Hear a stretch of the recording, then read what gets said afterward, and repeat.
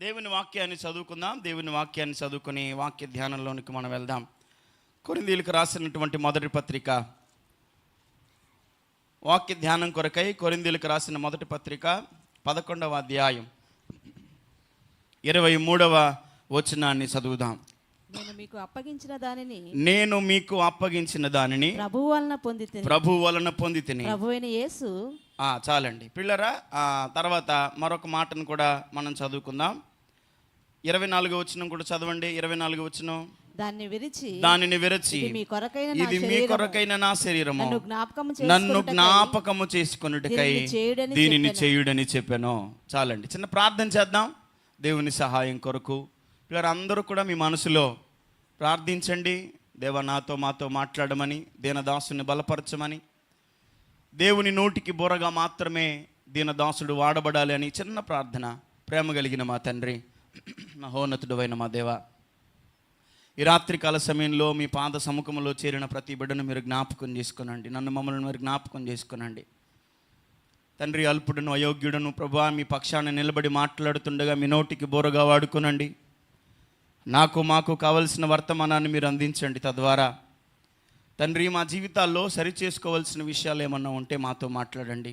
లేదా బలపరిచి మీ మహిమ కొరకు వాడుకోవాలని ప్రభువా మీరు మాట్లాడదలుచుకుంటే ప్రభువా మీరు మాట్లాడి ప్రతి ఒక్కరి హృదయాలతో తండ్రి మీరు మాట్లాడండి. వినగలిగిన చెవులనిచ్చారు, గ్రహించగలిగిన మనసును కూడా మీరు అనుగ్రహించి ప్రభువా మీ మహిమార్థమై మా అందరినీ మీరు వాడుకొనమని, మాకు కాదు యెహోవా, మాకు కాదు, కేవలం మీకు మాత్రమే మహిమ, ఘనత, కీర్తి, ప్రభావములు పొందుకొనమని క్రీస్తు ప్రభు పేరట ప్రార్థించి వేడుకొనుచున్నాం మా పరమ తండ్రి, ఆమేన్.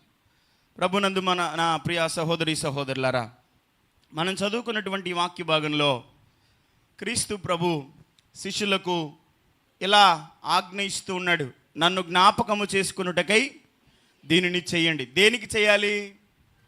ప్రభురాత్రి భోజన కార్యక్రమంలో ప్రతి క్రైస్తవుడు ఎందుకు పాలు పంపులు పొందాలో పిల్లల అపోస్తలుడైన పౌలు ద్వారా కొరింథీ సంఘానికి దేవుడు రాయిస్తూ ఉన్నాడు. జ్ఞాపకం చేసుకోవడానికి ఈ కార్యక్రమాన్ని చేయాలి. ఈరోజు చాలామంది పిల్లరా కొన్ని అపోహలు కూడా క్రైస్తవ సమాజంలో లేకపోలేదు. ఎప్పుడైతే మనం ఇంతకుముందు గడచినసారి ఎప్పుడైతే ప్రభురాత్రి భోజన కార్యక్రమంలో పాలు పంపులు పొందామో ఆ క్షణం నుండి మరలా ఈ క్షణం వరకు ఒకవేళ ఏమైనా అపరాధాలు చేసి ఉంటే ఈ ప్రభు శరీర రక్తాల్లో పాలు పంపులు పొందితే చేసిన పాపాలన్నిటికీ క్షమాపణ దొరుకుతుందని తీసుకునే వాళ్ళు చాలామంది ఉన్నారు. పిల్లరా, వాని క్రియలు చొప్పున ప్రతివానికి జీతం ఇస్తాను అని చెప్పాడు. పిల్లరా, గత కాలంలో చేసిన పాపాలు క్షమించబడడం కోసం ఎంత మాత్రం ప్రభురాత్రి భోజనం కాదు. మరలా పిల్లరా, ఒకవేళ గడచిన కాలంలో అపరాధులుగా మనం ఉంటే మరలా ప్రభురాత్రి భోజనం ఏం జ్ఞాపకం చేస్తుందో తెలుసా మనకి? మరలా ప్రభు శరీర రక్తాల్లో పాలు పంపులు పొందుతుండగా మనకు జ్ఞాపకం రావాల్సిన మంచి విషయం ఏంటంటే, ప్రభువు నా కొరకే ఎంత త్యాగం చేశారు. ఆ త్యాగాన్ని నేను మర్చిపోయి ఎంతకాలం ప్రవర్తించాను గత కాలం అంతా. పోయినసారి తీసుకున్న నాటి నుండి ఈసారి తీసుకోబోయే వరకు ఎన్నిసార్లు ప్రభునామానికి అవమానకరంగా మనం బ్రతికామో, ఎన్నిసార్లు ప్రియులారా బాహాటంగా క్రీస్తుని సిలువ వేశామో.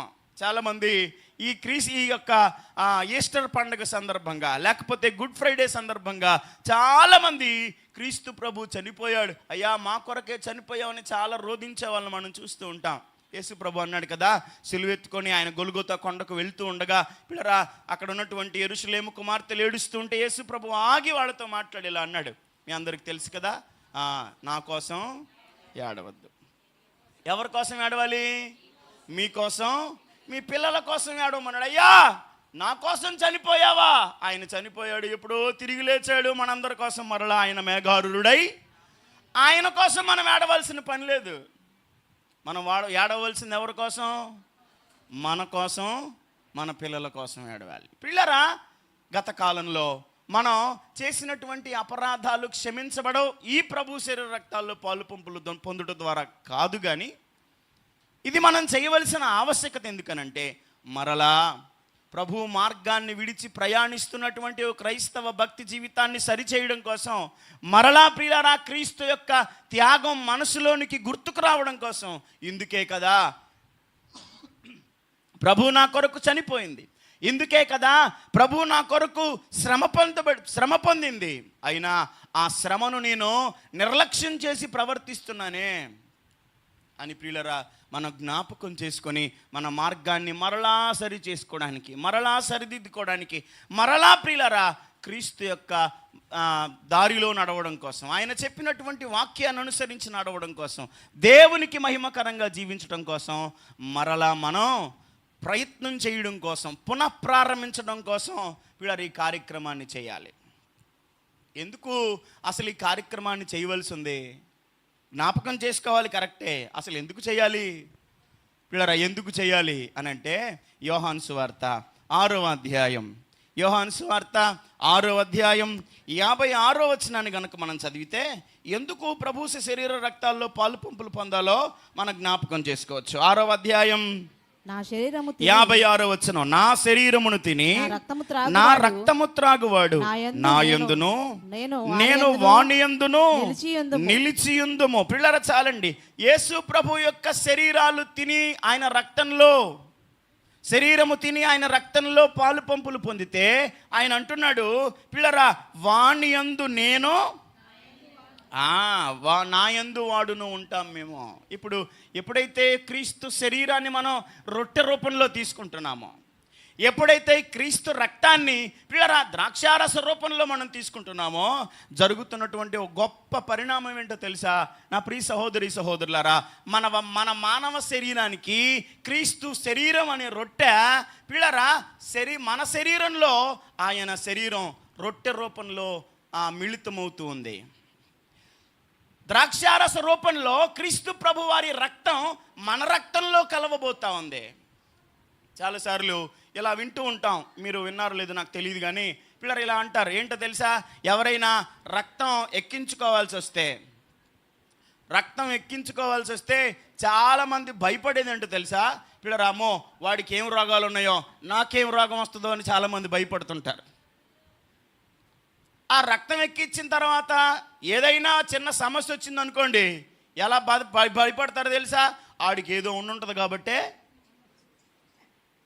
ఆ రక్తం ఎవడైతే ఇచ్చాడో ఆడికి ఏదో ఉండుంటుంది కాబట్టే మనకే వచ్చిందని చాలామంది భయపడే వాళ్ళు ఉన్నారు.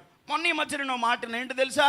ఒక ఆయన చెప్తున్నాడు, ఏంటనంటే ఎవరైతే రక్తం ఎక్కించాడో వాడి అలవాట్లన్నీ ఈయనకొచ్చినాయి అంట.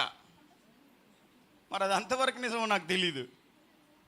ఎవరైతే రక్తం ఎక్కించుకున్నాడో, రక్తం తీసుకున్నటువంటి వ్యక్తి లక్షణాలు ఈ వ్యక్తికి వచ్చినాయి అని విన్నా నేను, ఎవరో చెప్తుంటే నేను విన్నాను. మరి అది ఎంతవరకు వాస్తవం నాకు తెలియదు కానీ పిల్లరా, క్రైస్తవ విశ్వాసం ఏంటంటే మనం ప్రభు శరీరంలో రక్తంలో పాలు పంపులు పొందవలసిన ఆవశ్యకత ఎందుకు ఉండిందంటే పిల్లరా, ఆయన మన యందు నివసించినట్లుగా, మనం ఆయన యందు నివసించినట్లుగా క్రీస్తు శరీర రక్తాల్లో మనం తప్పనిసరిగా పాలు పంపులు పొందాలి. అందుకే అపోస్తల కార్యాల్లో అంటాడు, వారు అపోస్తల కార్యాల గ్రంథం 2వ అధ్యాయం 42వ వచనంలో మనం ఇలా చదువుతాం, వారు అపోస్తలుల బోధ యందును సహవాసమందును రొట్టె విరుచుట యందును ప్రార్థన చేయుట యందును ఎడతెగక ఉన్నారు అని అంటాడు. ఎవరో వారు అంటే ఎవరంటారు? ఏమో అంటారా? ఎవరంటారు? ఎవరి గురించి మాట్లాడుతున్నాడు? అపోస్తలుడైన పేతురు. మొట్టమొదట పిల్లరా పెంతెకొస్తు దినాన ప్రసంగం చేస్తే 3000 మంది బాప్తిస్మం తీసుకొని సంఘం ప్రారంభించబడింది చూశారు. ఆదిమ సంఘం, మొదటి సంఘం ఎప్పుడైతే పిల్లరా పెంతెకొస్తు దినాన పేతురు యొక్క సువార్త విని, ఆ కడమ శిష్యుల యొక్క సువార్త విని ఎంతోమంది రక్షించబడ్డారు చూశారు. ఆ ఆదిమ సంఘం అట పిల్లరా వారి గురించి మాట్లాడుతూ అంటున్నాడు, వారు అపోస్తలుల బోధ యందు సహవాసమందు రొట్టె విరుచుట యందు ప్రార్థన చేయుట యందు ఎలాగున్నారట? ఎడతెగక ఉన్నారు అని చెప్తాడు. ఎందుకు ప్రభు శరీర రక్తాల్లో పాలు పంపులు పొందితే జరిగే లాభం ఏంటో మనం పిల్లరా ఆలోచిస్తూ ఉన్నాం. ఆయన శరీర రక్తాల్లో పాలు పంపులు పొందుట ద్వారా యేసు పిల్లరా ఆయన యందు మనము నివసించేలాగా, మన యందు ఆయన నివసించేలాగా పిల్లరా ఓ మంచి అద్భుతమైనటువంటి పిల్లరా గొప్ప కార్యక్రమం ఆ సమయంలో జరుగుతూ ఉంది. ఒకవేళ ఇందాక చెప్పినట్లు మానవ రక్తం మానవుడు ఎక్కించుకుంటే ఆ ఎక్కించుకున్న వాడి యొక్క గుణలక్షణాలు ఎక్కించుకునేవాడికి వస్తాయో లేదో నాకు తెలియదు, కానీ క్రీస్తు శరీర రక్తాల్లో పాలు పంపులు పొందే ప్రతి వ్యక్తికి రావాల్సినటువంటి ఒక గొప్ప లక్షణం ఏంటో తెలుసా నా ప్రియ సహోదరి సహోదరులారా? కొరింథీ పత్రిక 10వ అధ్యాయంలో, మొదటి కొరింథీ పత్రిక 10వ అధ్యాయం 16, 17 వచనాల్లో పిల్లల భక్తుడు చక్కగా కొన్ని మాటలు రాస్తాడు. వాటిని చదువుదాం. కొరింథీలకు రాసిన ఆ మొదటి పత్రిక 10వ అధ్యాయం 16, 17 వచనం. మనము దీవించు ఆశీర్వచనపు పాత్రలోనిది త్రాగుట క్రీస్తు రక్తములో పాలు పుచ్చుకునుటయే కదా. మనము విరుచు రొట్టె తినుట క్రీస్తు శరీరంలో పాలు పుచ్చుకునుటయే కదా. పిల్లర చాలండి, క్రీస్తు శరీరంలో మనం పాలు పంపులు పొందుతున్నామనంటే క్రీస్తు యొక్క ఆ యొక్క రొట్టెలో పాలు పంపులు పొందుతున్నప్పుడు క్రీస్తు శరీరంలో పాలు పంపులు పొందినట్లుగా, ద్రాక్ష రసంలో పాలు పంపులు పొందుతున్నప్పుడు క్రీస్తు రక్తంలో పాలు పంపులు పొందినట్లుగా పిల్లరా అదే కదా ఇక్కడ జరిగే కార్యక్రమం అని భక్తుడు మనకి జ్ఞాపకం చేస్తూ ఉన్నాడు. ఇప్పుడు క్రీస్తు శరీరాన్ని, క్రీస్తు రక్తాన్ని పదే పదే విడువక పిల్లరా ఎడతెగక ఉన్నట్లుగా మనం తీసుకుంటూ ఉన్నప్పుడు అసలు ఏం జరగాలి ఓ క్రైస్తవుని యొక్క జీవితంలో? ఏం జరగవలసిన అవసరం ఉంది? అలా జరుగుతూ ఉందా, జరగట్లేదా అని కొన్ని విషయాలు మనం జ్ఞాపకం చేసుకోవాల్సి వస్తే నా ప్రియ సహోదరి సహోదరులారా, ఎఫెసీలకు రాసిన పత్రిక 4వ అధ్యాయం, ఎఫెసీ పత్రిక 4వ అధ్యాయం, ఎఫెసీ పత్రిక 4వ అధ్యాయం 15వ వచనాన్ని మనం చదవగలిగితే 4:15 వచనం. ప్రేమ కలిగి సత్యము చెప్పుచు క్రీస్తు వలె ఉండుటకు. చాలు ప్రియులారా, ఎలా ఉండాలట? క్రీస్తు శరీర రక్తాల్లో పాలు పంపులు పొందే ప్రతి వ్యక్తి క్రీస్తు వలె ఉండుటకు, క్రీస్తు వలె ఉండుటకు ప్రయత్నం చేయాలి. అన్ని విషయాల్లో ఎదగాలి అని అంటాడు. అదే పౌలు అంటాడు, నేను క్రీస్తుని పోలి నడుచుకునేలాగున మీరు నన్ను పోలి నడుచుకోండి అని అంటాడు. యేసు క్రీస్తుకు కలిగిన ఈ మనసు మీరు కూడా కలిగి ఉండండి అంటాడు. ఎందుకు ఇలా మాట్లాడుతున్నాడంటే పిల్లరా క్రీస్తు శరీర రక్తాల్లో మనం పాలు పంపులు పొందుతున్నాం కాబట్టి ఇప్పుడు మనం ఎలా రూపాంతరం చెందాలో తెలుసా అనంటే పిల్లరా క్రీస్తు వలె ఉండుటకు ప్రయత్నించాలి. క్రీస్తు వలె ఉండుటకు ప్రయత్నించాలి. క్రీస్తు ఎలా ఉండుంటాడు ఆయన గురించి చెప్పాలంటే పిల్లరా ఇప్పుడు మనం నాకు ఇచ్చిన సమయం సరిపోదు, లేకపోతే మనం కూర్చొని ఆయన గురించి మాట్లాడుకోవటం ప్రారంభిస్తే మనం కుదరదని భక్తుడు మాట రాశాడు. యోహాను సువార్త చివరి అధ్యాయం చివరి వచనంలో ఓ మంచి మాట అంటాడు. చూడండి, ఆయనలా ఉండాలంటే ఆయన చేసిన విషయాలు మనం తెలుసుకోవాలంటే యేసు చేసిన కార్యాలు ఇంకను అనేకములు కలవు గాని వాటిలో ప్రతిదాని గురించి రాస్తే రాయబడిన గ్రంథములకు భూలోకమైనను చాలదని నాకు తోచుచున్నది. యేసుక్రీస్తు గురించి ఏం చెప్పగలమండి? ఆయన గురించి చెప్పడం ప్రారంభించి పుస్తకాలు రాయడం మొదలెడితేనట ఈ భూలోకంలో పుస్తకాలు పేరిస్తే ఈ భూమే సరిపోదంట. ఏం సరిపోదు?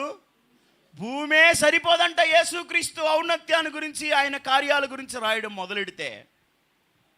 నా ప్రియ సహోదరి సహోదరులారా, కానీ మనం అన్ని విషయాల గురించి మాట్లాడుకోలేం, కానీ మరి కొన్ని విషయాలు మనం జ్ఞాపకం చేసుకొని నా సమయాన్ని నేను ముగించే ప్రయత్నం చేస్తాను. ప్రియారా, క్రీస్తు వలె ఉండుటకు మనం ప్రయత్నం చేయాలి. ఎలా ఉండుంటాడు క్రీస్తు? ఎలా ఉండుంటే పిల్లరా ఆయన శరీరాలు రక్తాల్లో పాలు పంపులు పొందే మనం అలా ఉండడానికి ప్రయత్నం చేయాలి అంటే అన్ని విషయాలు చెప్పలేమని చెప్తున్నాను కదా. ఇప్పుడు కొన్ని విషయాలు మనం ఆలోచిద్దాం. ఓ మాట చదవండి, మత్తయి సువార్త 3వ అధ్యాయం, మత్తయి సువార్త 3వ అధ్యాయం, మత్తయి సువార్త 3వ అధ్యాయం 16వ వచనం ఒకసారి చదవండి. యేసు బాప్తిస్మము పొందిన వెంటనే నీళ్లలో నుండి ఒడ్డునకు వచ్చెను. ఇదిగో ఆకాశము తెరవబడెను, దేవుని ఆత్మ దేవుని ఆత్మ పావురము వలె దిగి తన మీదికి వచ్చుట చూచెను. మరియు ఇదిగో ఈయన నా ప్రియ కుమారుడు, ఈయన యందు నేను ఆనందించుచున్నాను అని ఒక శబ్దము ఆకాశము నుండి వచ్చెను. చాలు ప్రియులారా, యేసు ప్రభు గురించట ఆయన బాప్తీసం తీసుకొని నదిలో నుంచి ఒడ్డు మీదకి రాగానే పరలోకం నుండి పిల్లల ఒక స్వరం వినబడుతుంది. అప్పటికే పావురం రూపంలో ఆత్మ ఆయన మీదకి దిగింది. ఏమని మాట్లాడుతుంది స్వరం అని అంటే, ఇదిగో ఈయన నా ప్రియ కుమారుడు, ఈయన యందు నేను ఆనందించుచున్నాను. నాకు మాట చెప్పండి మీరు. ఎవరా మాట చెప్పమంటున్నావు? నీ వయసు ఎంత, నువ్వెంత అనుకుంటున్నారా? తప్పదు, ఉన్నాను కాబట్టి మీరు నా మాట వినాల్సిందే. మైకు నా చేతిలో ఉంది. కుర్రోడికి మైకు, అయ్యగారికి మైకు, కుర్రోడికి బైకు, అయ్యగారికి మైకు ఇవ్వకూడదండి. నిజమేనా? ప్రియులారా, యేసు ప్రభు గురించి ఆకాశవాణి ఇలా చెప్తుంది. ఏంటో తెలుసా? ఈయన నా ప్రియ కుమారుడు అని చెప్పింది కదా.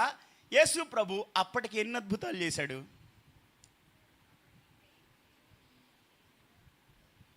యేసు ప్రభు అప్పటికి ఎన్ని స్వస్థతలు చేశాడు? అప్పటికి యేసు ప్రభు ఎన్ని మహత్కార్యాలు చేశాడు? ఏం చేశాడని ఆకాశం నుండి స్వరం ఎలా మాట్లాడుతుంది? ఇదిగో ఈయన నా ప్రియ కుమారుడు, ఈయన యందు నేను ఆనందించుచున్నానని. ఏం చేశాడని? అప్పటికి యేసు ప్రభు ఒక్క అద్భుతం కూడా చెయ్యలేదు, ఒక్క మహత్కార్యం కూడా చెయ్యలేదు. అసలు ఒక మాటలో చెప్పాలంటే ఆయన సువార్త పరిచర్య ప్రారంభమే అవ్వలేదు. బాప్తీసం తీసుకున్న తర్వాత ఆకాశం ఇలా మాట్లాడిన తర్వాత కదా ఆత్మ ఆయన అరణ్యంలోనికి కొనిపోయింది. కొనిపోయిన తర్వాత 40 దినాలు 40 పగళ్ళు 40 రాత్రులు అరణ్యంలో ఆయన ప్రియులారా ఉపవాసం చేసి కదా సువార్త పరిచర్య ప్రారంభించింది. ఏం చేశాడని ఆకాశవాణి ప్రియులారా యేసు ప్రభువుని గురించి ఈయన నా ప్రియ కుమారుడు అని చెప్తుంది. సర్లే, ఆయన గురించి అంటే ఆయన సొంత కుమారుడు కాబట్టి పక్షపాతం చూపించి చెప్తాడు అనుకుందాం. ఇప్పటికీ మనం ఇక్కడ కూర్చున్న మనలో దశాబ్దాలు గడిచి బాప్తీసం తీసుకున్న వాళ్ళు లేకపోలేదు. ఓ 50 ఏళ్ళు గడిచిన వాళ్ళు లేకపోలేదు. ఓ 40 ఏళ్ళు గడిచిన వాళ్ళు లేకపోలేదు. ఓ 30, 25, 20, 15, 10, 5, 1 చివరికి ఒక్కరోజు గడిచిన వాళ్ళు కూడా ఇక్కడ, ఇంకా ఒక్కరోజు గడవని వాళ్ళు కూడా ఉన్నారు ఇక్కడ. ఎంతమంది తీసుకున్నారు సార్ ఈరోజు? 3 బాప్తీసం తీసుకున్నారు. ఒక్కసారి బాప్తీసం తీసుకుని ఏ పని చేయని యేసు ప్రభు గురించే ఆత్మ ఈయన నా ప్రియ కుమారుడు అని చెప్తే, ఇన్ని దశాబ్దాలు గడిచిన ఆత్మ పిల్లరా మన గురించి ఇదిగో ఈమె నా ప్రియ కుమార్తె, ఈమె యందు నేను ఆనందించుతున్నానని దేవుడు ధైర్యంగా చెప్పగలడంటారా? చెప్పొచ్చుగా ఏమన్నా? నువ్వు అడిగితే మేం చెప్పేది ఏంటారు? మా అయ్యగారు నువ్వేనంటారా? మరి కొంచెం మాట్లాడండి ప్లీజ్. మీరు మాట్లాడితే నాకు ప్రోత్సాహకరంగా ఉంటుంది. పిల్లలు, ఈరోజు మన రక్షణ ప్రారంభించి ఎన్ని సంవత్సరాలు అయితే యేసు గురించి సంతోషించిన దేవుని మనస్సు మన గురించి సంతోషపడుతుంది.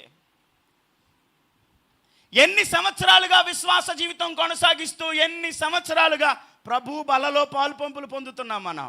ఈరోజు దేవుని ఆత్మ మనల్ని చూసి ఇదిగో నా ప్రియ కుమార్తె, నా ప్రియ కుమార్తె నా కోసం ఫలాంది వదిలేసింది, ఫలానా విషయం నా కోసం త్యాగం చేసింది, ఫలానా విషయం ఆ రోజున ఏదైతే మాట ఇచ్చిందో నాకు దేవుని సేవకులు అడిగి ప్రియులరా మాట తీసుకున్నప్పుడు దేవుని మీద ప్రియులరా నీకు విశ్వాసం ఉందా అని ఏదైతే విషయాలు అడిగి క్రమం ప్రకారం ఎలాగైతే కౌన్సిలింగ్ ఇచ్చి బాప్తీసం కొరకు నిన్ను నదిలోనికి దించి ముంచి లేపారో ఆ దినాన తీసుకున్న నిర్ణయం ప్రకారం ఇప్పటి వరకు ఎన్ని సంవత్సరాలు గడిచిందో, ఎన్ని సంవత్సరాలుగా ఎన్ని వందల సార్లు ప్రభు శరీర రక్తాల్లో పాలు పంపులు పొందావో. నువ్వు నేను మనందరం చెప్పే మేమేమి అతీతులం కాదు, వినే ఎవరైనా బైబిల్ ముందు అందరూ సమానమే. మనల్ని చూసి దేవుని ఆత్మ సంతోషించగలుగుతుందా? ప్రభువుని చూసి ఏ పని చేయకుండానే సువార్త పరిచర్య ప్రారంభించకుండానే దేవుని పిల్లరా మనస్సు ఆయనను చూసి సంతోషించింది. అందుకే అంటాడు పిల్లరా 1 తిమోతి పత్రిక 4వ అధ్యాయం 11, 12 వచనాల్లో పిల్లరా తిమోతికి పౌలు రాస్తూ ఇలా మాట్లాడతాడు, ఈ సంగతులను ఆజ్ఞాపించి బోధించుము, నీ యవ్వనమును బట్టి ఎవడును నిన్ను తృణీకరించకుండా, కానీ మాటలోను ప్రవర్తనలోను ప్రేమలోను విశ్వాసములోను పవిత్రతలోను విశ్వాసులకు మాదిరిగా ఉండుము. చాలు ప్రియులారా, పౌలు తిమోతితో చెప్తున్నాడు, ఓ తిమోతి, నువ్వు జాగ్రత్తగా ఉండాలి నీ యవ్వనాన్ని బట్టి. ఒకవేళ ఆయన ఎవడుండని రాశాడేమో కానీ పిల్లరా, వాస్తవానికి అది మనందరం కనుక మనకు అన్వయించుకుంటే మాటలోను ప్రవర్తనలోను ప్రేమలోను విశ్వాసంలోను ఏం చేయాలట? పవిత్రతలోను విశ్వాసులకు మాదిరిగా ఉండాలి. పిల్లరా, యేసు ప్రభువుని గురించి మనం తెలుసుకోవాల్సిన విషయాలు ఏంటంటే, తండ్రి ఆయనను గురించి ఏ పని చేయకుండానే సంతోషించాడే. ఒక్క రోజు గడవక ముందే బాప్తీసం తీసుకొని, ఇన్ని సంవత్సరాలైంది మనం బాప్తీసం తీసుకొని, తండ్రి మన గురించి సంతోషించగలడా? మనల్ని గురించి తండ్రి ఎందుకు సంతోషించాలండి అని అంటారేమో. ఏ ప్రభు శరీరం అయితే నీ కొరకు నా కొరకు నలిగిపోయి కలువరి సిలువలో యాగమైపోయిందో, ఆ శరీరాన్ని మనం పుచ్చుకొని ఆ శరీరంలో పాలివారం అవుతున్నాం. కాబట్టి ఏ రక్తం మన కొరకు చివరి రక్తబట్టు వరకు సిలువ యాగంలో కార్చాడో, ఆ రక్తాన్ని త్రాగుతూ ఆ రక్తంలో మనం పాలివారం అవుతున్నాం. కాబట్టి క్రీస్తు వలె ఉండుటకు మనం ప్రయాసపడాలి, అన్ని విషయాల్లో ఎదగాలి. నా ప్రియ సహోదరి సహోదరులారా, ఇప్పటివరకు ఎన్ని సంవత్సరాలు అవుతుందో, ఎన్నిసార్లు సేవకుల చేత మనం హెచ్చరించబడుతున్నామో, ఎన్నిసార్లు సేవకుడి చేత బోధించబడుతూ ఉన్నామో. నా ప్రియ సహోదరి సహోదరులారా, ఇంకా దేవుని చేత దేవుని మనస్సును సంతోష పెట్టలేని స్థితిలో కనుక మనం ఉంటే, యేసు మనస్సు అటువంటిది కాదు. మొన్న కదా మనం ధ్యానం చేసుకుంటూ వచ్చాం, ఆయన మరణమౌనంతగా. పిల్లలు, ఆయన దుఃఖాక్రాంతుడైపోయాడు. ఎందుకో తెలుసా? అయ్యా, ఈ గిన్నె నా దగ్గర నుండి నేనెందుకు భరించాలి? గిన్నె వాళ్ళు మోయవలసిన భారం కదా. ఒకవేళ ఆయన ఇలా మాట్లాడుంటే ఈరోజు ఈ స్థితిలో మనం అందరం ఉండేవాళ్ళం కాదు కదా. తండ్రి చిత్తాన్ని నెరవేర్చడానికి ప్రియులర, ఆయన పాపి కాకపోయినా పాపంగా మార్చబడ్డాడు. తండ్రి చిత్తాన్ని నెరవేర్చడానికి ఆయన తల ఉంచాడు. కాబట్టి ఈరోజు మనం తలెత్తుకొని క్రైస్తవులమని చెప్పగలుగుతూ ఉన్నాం. క్రీస్తు లాంటి మనస్సు మనం కూడా కలిగి లేకపోతే కనుక పిల్లలు, ఈరోజు మరలా అదే క్రీస్తు శరీర రక్తాల్లో పాలు పంపులు పొందే మనం దేని కొరకు ప్రయాసపడాలి అని అంటే, యేసు క్రీస్తును చూసి తండ్రి ఎలాగైతే సంతోషాన్ని వ్యక్తం చేశాడో, మనల్ని చూసి కూడా తండ్రి సంతోషాన్ని వ్యక్తం చేయాలి.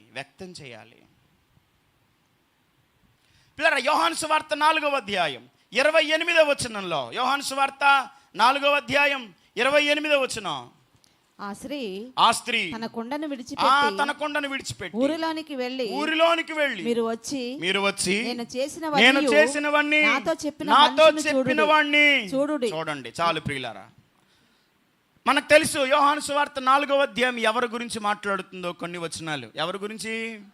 సమరయ స్త్రీని గురించి మాట్లాడుతుంది. యేసు ప్రభు ఆవిడితో, అమ్మ నేనే మెస్సయ్యను, నేనే క్రీస్తుని, ఎవరి గురించి అయితే మీరు ఎదురు చూస్తున్నారో ఆయన నేనే అని చెప్పాడు ఆమెకి.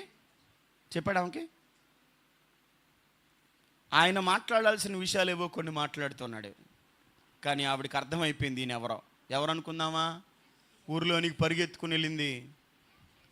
నేను చేసినవన్నీ నాతో చెప్పినవాణ్ణి అంటే, పిల్లరా, క్రీస్తుని చూసి ఆయన మాట తీరుని, ఆయన అవలంబించినటువంటి ఆయన యొక్క ప్రవర్తనను, ఆయన యొక్క రూపాన్ని ఎవరు గుర్తుపట్టారు? సమరయ స్త్రీ గుర్తుపట్టింది. మీకు ఇంకొక సంఘటన జ్ఞాపకం చేస్తా. యెహోషువ యెరికోని వేగు చూడటం కోసం ఇద్దరిని పంపించాడు. మీకు తెలుసని నేను అలా చెప్పుకుంటూ వెళ్ళిపోతున్నా. యెహోషువ యెరికో పట్టణాన్ని యుద్ధం చేసి పిల్లరా యెరికో పట్టణాన్ని స్వాధీనం చేసుకోవాలనే ఉద్దేశంతో ఇద్దరు వేగుల వారిని పంపిస్తే, వారిని ఎవరు చేర్చుకున్నారు? రాహాబు వేశ్య చేర్చుకుని ఆవిడ ఇలా మాట్లాడుతుంది. ఏంటో తెలుసా? అయ్యా, మీ దేవుడు ఎంత గొప్పోడో మాకు తెలుసు. అసలు మీ దేవుడి గురించి మేము వింటే మా గుండెలు కరిగిపోయాయి. నాకు సందేహం, వాళ్ళు వెళ్ళి వాళ్ళ దేవుడి గురించి ఏమైనా చెప్పారా? మేము యూదులమని కానీ, మీ దేశాన్ని మేము స్వాధీనపరచుకోబోతున్నామని కానీ, మీ దేశాన్ని మేము కైవసం చేసుకోవడానికి, మేము వేగు చూడడానికి స్పైస్ లాగా మీ ఊరిలోకి వచ్చామని కానీ వాళ్ళు ఏమైనా చెప్పారేమన్నా? మరి ఆవిడ ఎలా గుర్తుపట్టింది అంటారు? ఎలా గుర్తుపట్టింది ఆవిడ? సమరయ స్త్రీ యేసు ప్రభుని గుర్తుపట్టిందే, అలాగే రాహాబు వేసి ఎవరిని గుర్తుపట్టింది? దేవుని పిల్లలను గుర్తుపట్టింది. ఒకవేళ వాళ్ళ వేషధారణ లేకపోతే వస్త్రధారణ, వాళ్ళ తీరుతెన్నులన్నీ అలా గుర్తుపట్టడానికి అవకాశం ఉండిందేమో. సమరయ స్త్రీ, మీరు యూదులు, మీకు మేము మంచినీళ్ళు ఇవ్వకూడదని చెప్పింది ఆయన యూదుడని గుర్తుపట్టింది, కానీ ఆయన మాట్లాడిన కొద్దిసేపటి తర్వాత ఈయనే మెస్సయ్య అని కన్ఫర్మ్ చేసుకుంది ఆవిడ. యూదుడని గుర్తుపట్టింది. అయ్యా, మీతో మేము సాంగత్యం చేయకూడదు, నీకు చేదుకోవడానికి ఏమి లేదుగా. మరి ఆవిడ చేతిలో ఉంది కదా, ఆవిడ పోస్తే ఆయన మంచినీళ్ళు తాగుతాడుగా, నోరు తెరిచి దాహం అని అడిగాడు కదా. నువ్వేంటి ఏం తెచ్చుకోలేదు మరి చేదుకోవడానికి అని అడుగుతుంది. ఆవిడ చేతిలో ఉన్న దాంట్లో పోయొచ్చు కంటే ఆమెకు తెలుసు యూదులకి సమరయులకి సాంగత్యం లేదు అని. యూదుడని గుర్తుపట్టింది, కానీ కొద్దిసేపు మాట్లాడిన తర్వాత ఏమని గుర్తుపట్టింది? మెస్సయ్య అని గుర్తుపట్టి లోపలికి వెళ్ళి ఏం చెప్తుంది? ఊరిలోనికి వెళ్ళానంటే, నేను చేసినవన్నీ నాతో చెప్పిన వాడిని నేను చూశాను. యేసు ప్రభు యొక్క పిల్లరా, ఆయన గుణలక్షణాలు, లేకపోతే ఆయన మాట తీరు, ఆయన యొక్క పిల్లరా హావభావాలు, లేకపోతే ఆయన ఆవిడతో మాట్లాడిన తీరు ఆవిడ మనస్సును ఆయన మెస్సయ్యగా గుర్తించడానికి తయారు చేసింది, తన మనసును ప్రేరేపించి సిద్ధపరిచింది. ఇప్పుడు ఈ సందర్భాన్ని చూసి మనం యేసు ప్రభు ద్వారా ఏమి నేర్చుకోవాలి అని అంటే, పిల్లరా, మనం ఎవరితోనన్నా మాట్లాడుతున్నప్పుడు చాలాసార్లు మీరు ఇలాంటి మాటలు మేబీ బహుశా వినుంటారు. నేను చాలాసార్లు మా ఊరిలో కూడా వినాల్సి వచ్చిన పరిస్థితి ఏంటో తెలుసా? వెళ్తున్నారు బైబిల్ పట్టుకొని రోజు ప్రార్థన చేసేవాళ్ళు ఇలాగైనా మాట్లాడేది అనేవాళ్ళు లేరా? ప్రార్థన చేసేవాళ్ళు ఇలాగైనా రోజు సంకలో బైబిల్ పెట్టుకొని వెళ్తున్నారు అనేవాళ్ళు ఉన్నారు ఈరోజు. ఎందుకు అలాంటి పరిస్థితి వస్తుందనంటే, పిల్లరా, అంటే దాని ఉద్దేశం ఏంటనంటే, ప్రార్థన చేసేవాళ్ళు, ప్రభువుని వెంబడించేవాళ్ళు, బైబిల్ పట్టుకొని మందిరానికి వెళ్ళేవాళ్ళు, పద్దాకా ప్రార్థన చేసేవాళ్ళు ఎలా ఉండకూడదని వాళ్ళ ఉద్దేశం. ఎలా ఉండకూడదని దాని ఉద్దేశం. అపనిందలైతే నేను దాని గురించి నేనేం అనట్లేదు, కానీ లోతుగా నేను మాట్లాడదలుచుకోలేదు. కానీ పిల్లరా, చాలామంది మీ వలననే దేవుని నామం అన్యజనుల మధ్య దూషించబడుతుంది. కానీ ప్రభు మాట, ప్రభు ప్రియుల ప్రవర్తన, ప్రభు యొక్క ఆయన రూపం, ఆయన యొక్క పరిస్థితి, ఆయన యూదుడుగా వేషధారణను చూసి యూదుడుగా గుర్తించినా కూడా ఆయన మాట్లాడడం ప్రారంభించిన తర్వాత ఆ సమరయ స్త్రీకి ఈయనే మెస్సయ్య అని జ్ఞానోదయం అయ్యాను. ఈరోజు మన మాట తీరు, మన ప్రవర్తన, మన తగ్గింపు, మన ఓర్పు, మన సహనం, మన ప్రార్థనా జీవితం, మన యొక్క వేషధారణ, లేకపోతే మనం అనుసరిస్తున్న పరిస్థితులు పిల్లరా ఇతరులకు ఎలా ఉండాలో తెలుసానంటే క్రీస్తుని ప్రతిబింబించేలాగా ఉండాలి. ఈరోజు చాలామంది నా ప్రియ సహోదరులారా, చాలామందికి ఈరోజు ఓర్పు, సహనం లేకపోతే ఇలాంటి వాటి మీద పెద్ద అవగాహన లేదు ఇవాళ.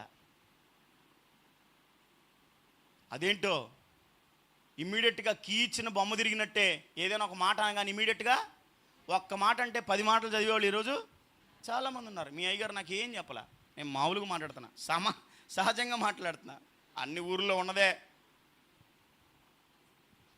కానీ ఓ క్రైస్తవ విశ్వాస జీవితం ఎలా ఉండాలి? ఎందుకు ఇవన్నీ మాట్లాడుతున్నాం అంటే, మనం ఎందులో పాలు పంపులు పొందుతున్నాం?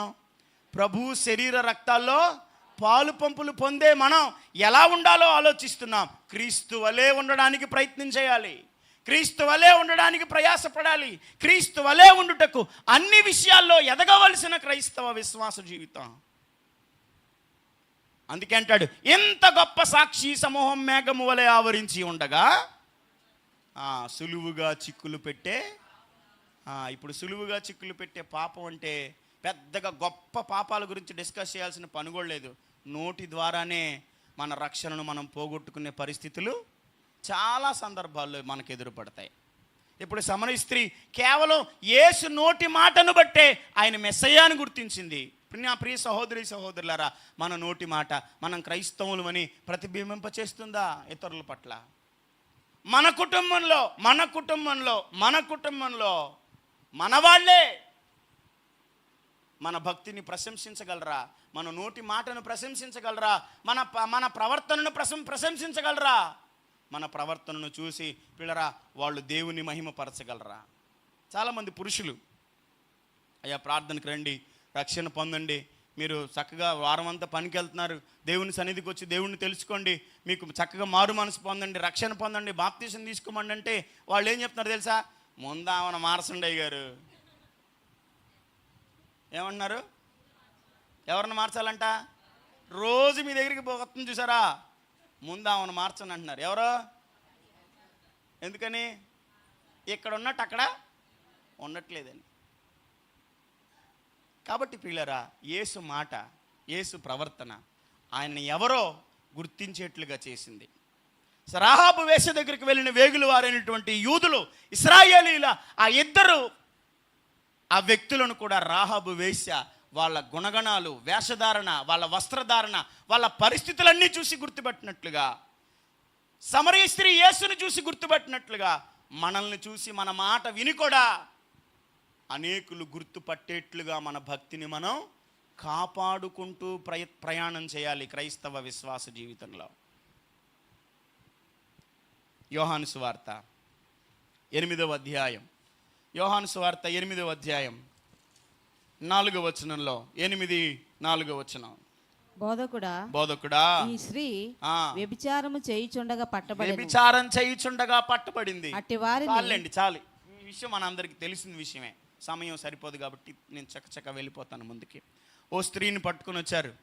అయ్యా, మోషే ధర్మశాస్త్రం ప్రకారం ఈవిడ పాపంలో పట్టబడింది, ఈవిడ రాళ్లతో కొట్టాలని ధర్మశాస్త్రం చెప్తుంది కదా, ఏం చేయమంటావు అని యేసుని అడిగితే ఆయన అన్నాడు, ఏమన్నాడో మనకు తెలుసు, ఏం చేశాడో మనందరికీ తెలుసు. అమ్మా, నేను కూడా నిన్ను శిక్షించను కానీ నువ్వు వెళ్ళి ఇక నువ్వు పాపం చేయొద్దు అన్నాడు. మనమైతే ఏం చేస్తాం? ఎవరైనా ఓ చిన్న అపరాధం మనకు తెలిసిందనుకోండి, మా ఊర్లో ఇలా జరిగిద్ది, మరి మీ ఊర్లో ఎలా జరిగిద్దో నాకు తెలీదు, ఈడ పూసిందంటే అవతల రోడ్డు తినేస్తారు ముందు.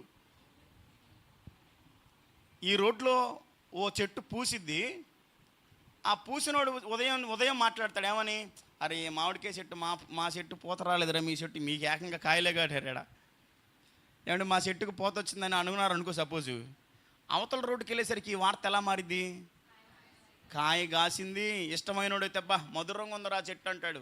వాళ్ళంటే ఇష్టం లేడు ఏమంటాడు? ఆ చెట్టు ఉంటే అంత ఏం కాయలు అయ్యి ఏం టేస్ట్ అని అంటారు. అవునా కదా? మాట్లాడండి, కొంచెం మాట్లాడితే కొంచెం బండి ముందుకు వెళ్తుంటుంది. ప్రియులారా, యేసు ప్రభువు పాపంలో పట్టబడిన స్త్రీని దగ్గరికి తీసుకొచ్చి ఈమెను శిక్షించాలి కదా అని అంటే ఆయన మనసు ఎంత గొప్పదో తెలుసా? ఆయన మనసు ఆవిడ మీద నిందారోపణ చేయడానికి ఇష్టపడలా. అమ్మా, నేను కూడా నిన్ను శిక్షించను కానీ ఇక మీదట నువ్వు వెళ్ళి పాపం చేయొద్దు. 1 తిమోతి పత్రిక 5వ అధ్యాయంలో, 1 తిమోతి పత్రిక 5వ అధ్యాయంలో 1వ వచనాన్ని మనం చదివితే, వృద్ధుని గద్దింపక తండ్రిగా భావించి అతని హెచ్చరించుము, అన్నదమ్ములని, యవ్వనులను, తల్లులని, వృద్ధ స్త్రీలను, అక్క చెల్లెండ్రను పూర్ణ పవిత్రతతో యవ్వన స్త్రీలను హెచ్చరించుము. చాలు ప్రియులారా, ఒకవేళ నీ చేతనైతే అంత ప్రేమ, అంత బాధ్యత ఉంటే, ఏదైనా అపరాధం తెలిసినప్పుడు మౌనంగా వాళ్ళని ప్రియులారా హెచ్చరించే ప్రయత్నం మనం చేయాలే తప్ప వాళ్ళ గురించి 10 మందికి చెప్పే బాధ్యత మనదే కాదు. యేసు ప్రభు ఆ సమరయ స్త్రీతో అన్నమాట అంటే, అమ్మ, నేను కూడా నిన్ను శిక్షించను. పిల్లరా, మనం ఇతరుల పట్ల ఎలాంటి ప్రేమ కలిగి ఉండాలి అని అంటే, పిల్లరా చేతనైతే వారిని హెచ్చరించి, అమ్మా ఇదిగో ఇలా విన్నా నేను, లేకపోతే సహోదరుడా నేను ఇలా విన్నాను, చూసుకో, జాగ్రత్త అని చెప్పేవారిగా ఉండాలి తప్ప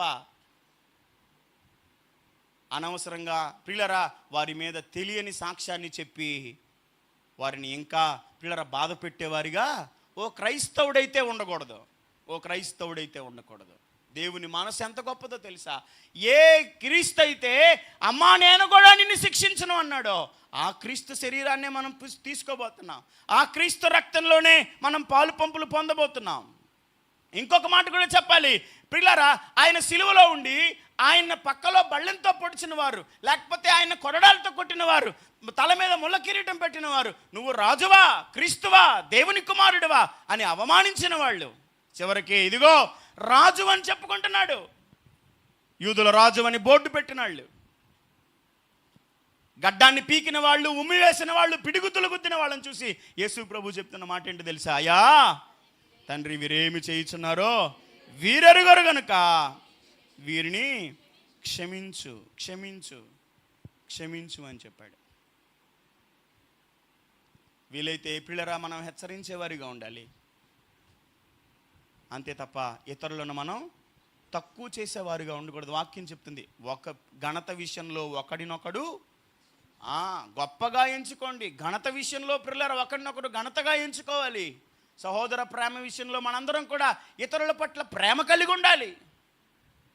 క్రైస్తవ విశ్వాస జీవితం అంటే అందుకే అంటారు చాలామంది, కత్తి మీద సాము లాంటిది అని.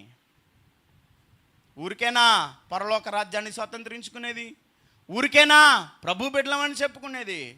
పిల్లరా చాలా పిల్లరా మనం ఆలోచించవలసిన వారమై ఉన్నాం.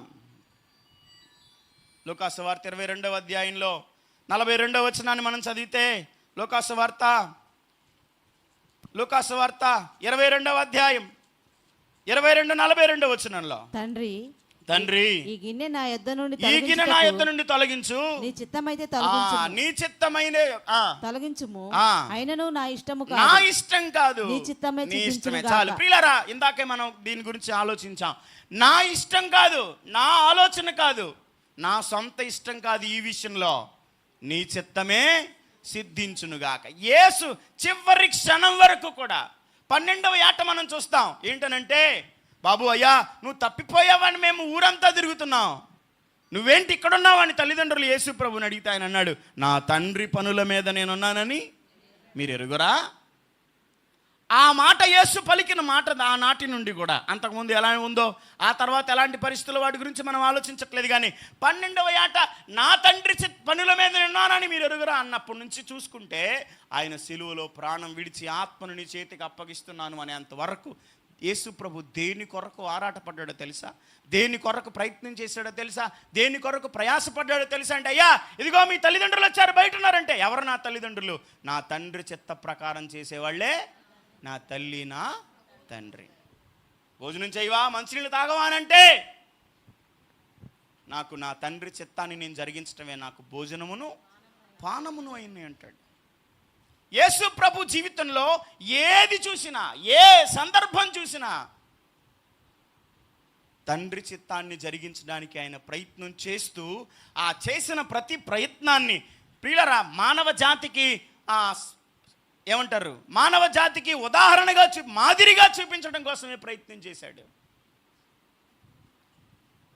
యేసు ప్రభు సిలువలో పలికిన మాటలైనా, ఆయన నిద్రపోయినా, ఆకలిగొన్నా, దాహమని మాట్లాడినా, ఏం చేసినా కూడా మానవులకి మాదిరి చూపించడం కోసమే. పిల్లరా తండ్రి చిత్తాన్ని జరిగించడానికి మరణమే ఎదురొచ్చి నిలబడినా కూడా, అయ్యా బాధ కలిగింది, వేదన కలిగింది, చెమట రక్తమైపోయింది, మరణమౌనంతగా దుఃఖపడ్డాడు క్రీస్తు ప్రభు. అంటాడు, అయ్యా నా చిత్తం కాదు, నా ఆలోచన, నా ఇష్టం కాదు, నీ చిత్తమే సిద్ధించునుగాక అంటాడు. హెబ్రీ పత్రిక 4వ అధ్యాయం 15వ వచనంలో, హెబ్రీ పత్రిక 4వ అధ్యాయం 15వ వచనంలో, మన ప్రధాన యాజకుడు మన బలహీనతల యందు మనతో సహానుభవము లేనివాడు కాడు గాని సమస్త విషయములలో మన వలె శోధించబడినను ఆయన పాపము లేనివాడిగా ఉండెను గనుక మనము కనికరింపబడి చాలు. ఆయన మన వలె శోధించబడి కూడా, శోధించబడే విషయంలో కూడా మానవులకు మాదిరే. అన్ని విషయాల్లో దేవుడు యేసు ప్రభు మానవులకు మాదిరిగానే చూపించాడు. మానవులకు మాదిరి చూపించి పాపం చేత శోధించబడి కూడా పాపము ఎరుగని వాడిగా నా పాపాల కోసం తన శరీరాన్ని తన యొక్క ప్రాణాత్మ దేహాలను ఆ సజీవ యాగముగా మన కొరకు అర్పించాడు.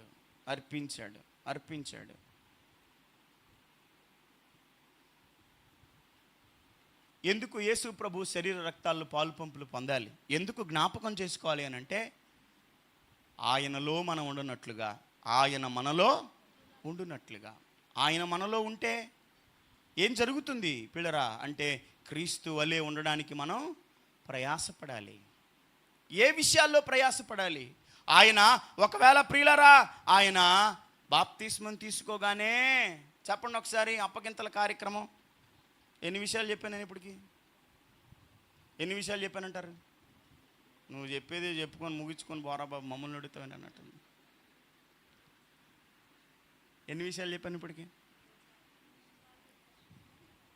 పిల్లరా బాప్తిసం తీసుకొని వచ్చిన వెంటనే పరలోకమందున్న తండ్రి ఈయన నా ప్రియకుమారుడని మాట్లాడాడు. ఎన్ని సంవత్సరాల మన బాప్తిస ప్రయాణం, విశ్వాస ప్రయాణంలో దేవుడు మనల్ని చూసి కూడా సంతోషించాలి. మొదటిది. రెండోది, సమరయ స్త్రీ యేసును గుర్తించినట్లుగా, లేకపోతే రాహాబు వేసే ఇశ్రాయేలు యొక్క వేగుల వారిని గుర్తించినట్లుగా మనల్ని చూసి మన మాట వినే ప్రతి వ్యక్తి కూడా మనం క్రైస్తవ విశ్వాసాన్ని కొనసాగిస్తున్నామనే ఆలోచనకు వాళ్ళు రావాలి. ఒకవేళ ఎవరి గురించైనా మనకు తెలిస్తే వీలైతే హెచ్చరించే ప్రయత్నమే చేయాలి తప్ప వాళ్ళని ఇంకా తక్కువ చేసి మనం ఇతరులకు చెప్పి పిల్లర మన విశ్వాస జీవితాన్ని మనం పాడు చేసుకునేవారిగా ఉండకూడదు. అలాగే పిల్లరా వీలైతే క్షమించే ప్రయత్నం మనం చేయాలి. క్షమించే ప్రయత్నమే చేయాలి తప్ప అదే వాక్యం చెప్తుంది కదా, శత్రువు కోసం కూడా మనం ఏం చేయాలట? ప్రార్థన చేసేవారిగా ఉండాలి. ఇలానే పిల్లరా ప్రభురాత్రి భోజన కార్యక్రమం సంఘంలో జరుగుతుంది. పాస్టర్ గారు అన్నాడట, అమ్మా ఎవరైనా ప్రభు శరీరంలో రక్తంలో పాలు పొందేటప్పుడు మీ సహోదరితో వ్యాజ్యం ఉంటే అది గనక గుర్తొస్తే నీ పాత్ర పక్కన పెట్టి నువ్వు వెళ్ళి వాడితో సమాధానపడు అని దైవ సేవకులు మాట్లాడుతుంటే ఓ సహోదరి యొక్క మనసులో ఆ మాట గుచ్చుకొని వెంటనే దిగ్గుని లేచిందంట, అయ్యా నాకు మన మధ్యలో ఉన్న సహోదరుతోనే వ్యాజ్యం ఉందయ్యా, నా మనసు గద్దిస్తుంది దేవుడు మీ ద్వారా మాట్లాడుతుంటే, ఆ సహోదరితో నేను సమాధాన పడాలనుకుంటున్నానయ్యా, నాకు ఒక అవకాశం ఇప్పించండి అని మాట్లాడుతూనే ఉంది అయ్యగారితో. అయ్యగారు ఇంకా స్పందించనే లేదు. ఇంతలో మరో పక్క నుంచి ఒక ఆవిడ దిగ్గుని లేచిందంట. వంటదంట అయ్యగారితో, నువ్వు నాకు ప్రభురాత్రి భోజనం ఈగిపోయినా పర్వాలేదు, దాంతో మాత్రం నేను సమాధాన పడనే సచ్చినా పడిన అంటుందంట. ఏం అవసరం లేదు, ప్రభురాత్రి భోజనం అయినా అక్కర్లేదు, కానీ దాంతో మాత్రం నేను మాట్లాడేదే సచ్చినా మాట్లాడినా.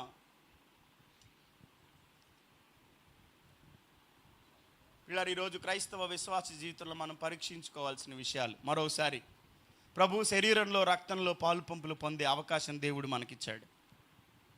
దేనికి లోబడాలని మనం ప్రయత్నం చేస్తున్నాము?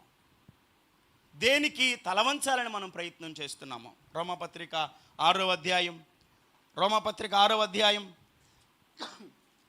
16వ వచనంలో పిల్లరా మనం ఒక మాట చదివితే, రోమపత్రిక 6వ అధ్యాయం 16వ వచనం, లోబడుటకు దేనికి మిమ్మును మీరు దాసులుగా అప్పగించుకొందురో అది చావు నిమిత్తముగా పాపమునకే గాని నీతి నిమిత్తముగా విధేయతకే గాని దేనికి మీరు లోబడుదురో దానికే దాసులగుదరిని మీరు ఎరుగరా?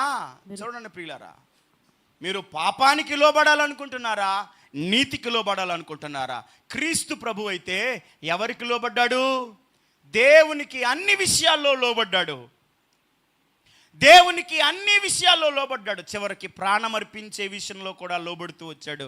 అందుకే ఆయన అంగీకరించబడ్డాడు. ఈరోజు ప్రియులరా మనం దేనికి లోబడాలనుకుంటున్నాం?